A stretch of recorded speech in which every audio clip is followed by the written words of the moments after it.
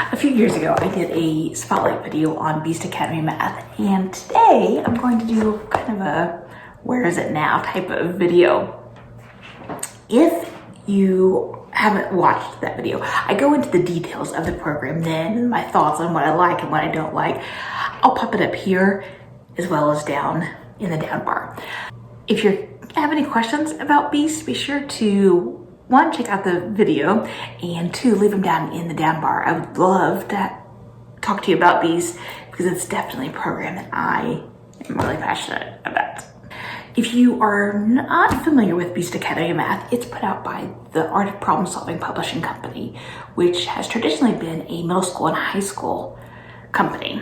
And then several years ago, they started with elementary school, and they started kind of at the 5th grade-ish level and then worked the way down. So now there's levels 2 through 5, which kind of 2nd to 5th grade, but it tends to be run a little higher. So more like a 3rd to 6th grade type of thing, depending on your student, as always. We absolutely love this program. To answer the first question, yes, we are still using it. When I did that video, I guess I should have checked this detail. I believe that Ben had just finished the 3rd grade level, and math in the 2nd grade, the level 2 was not out yet. I did end up putting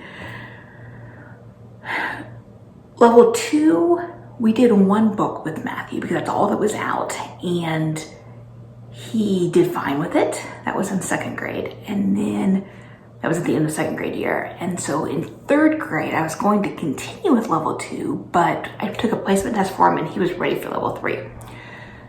So we did level 3 last year, 3rd grade. So Ben, I should have said, he is my 6th grader. And while he's good at math, he does not enjoy math at all.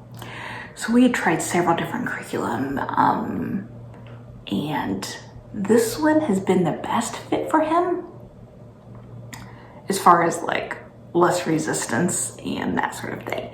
He really does not like to continue reviewing a concept. Like once he's figured it out and he wants to move on. And truly he has pretty well mastered it. Like once he doesn't need that repetition. Some kids absolutely do. My daughter needed it more than he does. While they don't do a lot of repetition and kind of rote type of practice, which there's nothing wrong with. Don't hear me say that. But while they don't do that, it goes into deeper depth of the problems. And he does, I guess as much as you could say he enjoys that challenge. He has also, his preference is Life of Fred, but that really doesn't have enough practice for me. So we compromise and we do some Life of Fred and Beast.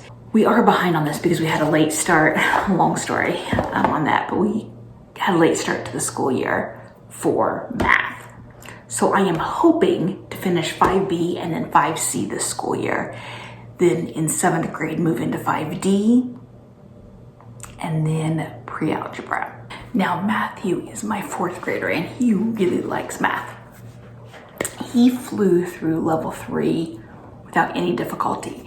But at the beginning of the year, he was like he wasn't quite ready for 4. So we've taken a little bit slower with Matthew. He is near the end of book 4B. It's like some parts he does really well with, and other parts he's just not quite ready for. So I've been interspersing his with Redbird Math, which is by McGraw-Hill. I think it's an online program. Similar-ish to Khan Academy. That'd be the closest thing I would compare it to. And so I've been trying to use that as a bit of a spacer to kind of spread it out until he's really ready to progress with 4 at a regular pace. So that's that. We will finish book C for sure this year, and then probably carry over book D until next year, which is totally fine because like I said, the books run a little bit ahead, and I really don't want him getting too close. I don't want him getting, I just need the pacing to stay, so I don't know how to say what I want to say. So that's been working out well for us. There is an online version now, which when that video went up, I'm almost positive there wasn't even talked about yet. I have considered getting the online version from Matthew, but I think that if Matthew took the online version, I would have a really hard time getting him back to do any paper version, and I'm not ready to hand over math entirely. I just like to have be in charge of math from middle school up until kind of algebra. That's what I do with Elizabeth.